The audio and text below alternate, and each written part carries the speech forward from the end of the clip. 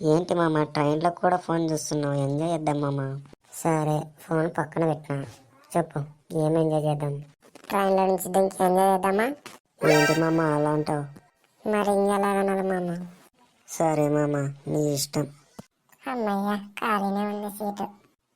ఎలాగైనా ఇంప్రెస్ చేయాలి. ఒరే ఎప్పుడు ఫోన్ చూస్తూనే ఉంటావా? ఆపరా. ఏంటబ్బా వీడు నేను చెప్పింది మళ్ళీ చెప్తున్నాడు. ఓహో అందుక మాట్లాడేది. ఎప్పుడు అంతేనండి, ఎక్కడ పోయినా వీడి ఫోనే వీడి లోకం. అవునా, ఇలాగైతే ఎలాగా? వీడి వల్ల రేడియేషన్ ఎక్కువైపోతుంది. ఒరే కమలాసన్ ఏం నటిస్తున్నావురా?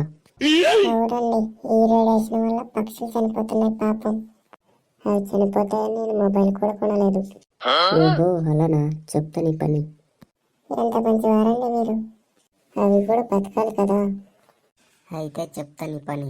హలో.